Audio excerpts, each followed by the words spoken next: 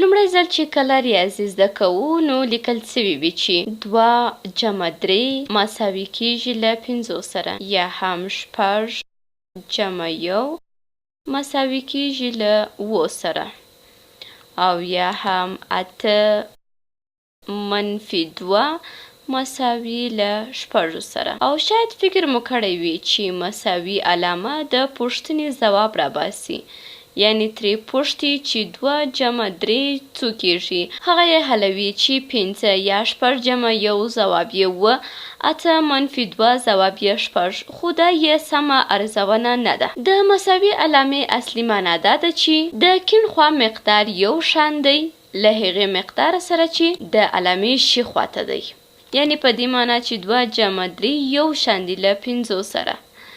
او لیکل یې هم کیدای سي توپیر ولري، لکه لیکلی سو چې 5 مساوي دي له 2 جمع 3 سره، یا هم لیکلی سو چې 3 جمع 2 مساوي دي له 2 جمع 3.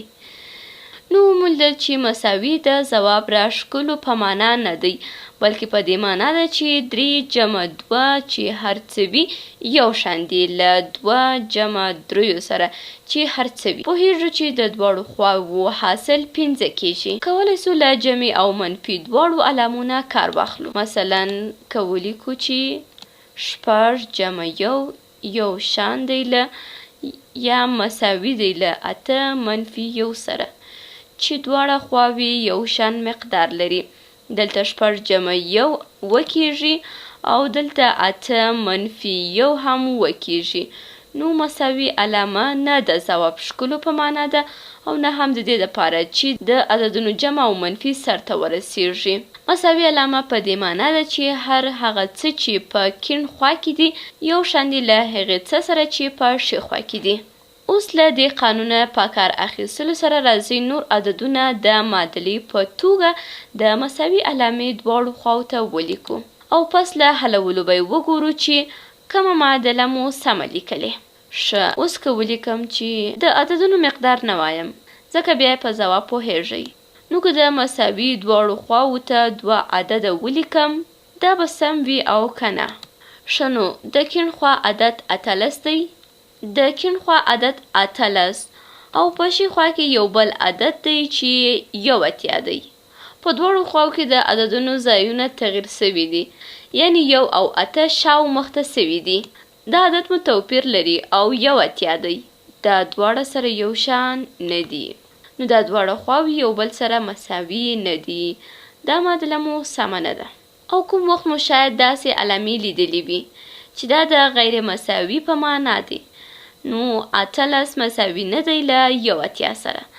راځئ مخې ته ولاړ سو.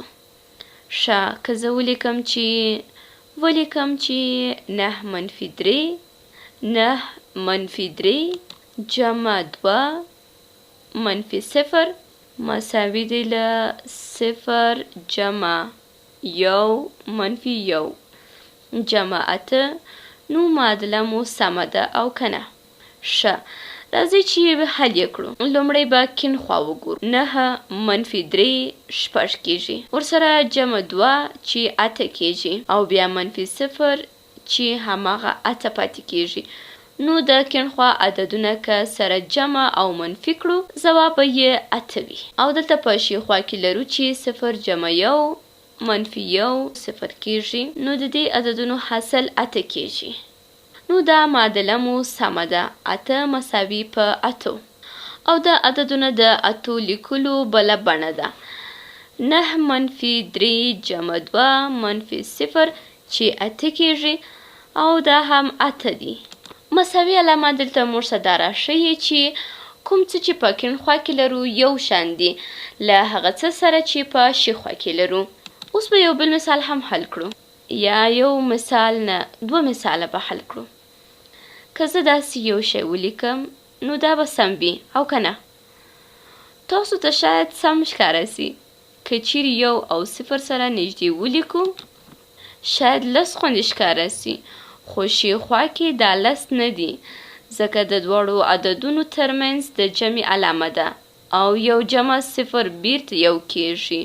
نو دا بیا په دې معنا راځي چې 10 مساوي کیږي له 1 سره او پوهیږو چې دا سم نه دی. نو د دواړو سره مساوي نه دی او دا هم مساوي نه دی. ښه، اوس به بل مثال ته راسو. که ولرو چې 2 جمع 1 مساوي دی له 3 جمع 4 سره. دا معادله به مو سمه وي که نه؟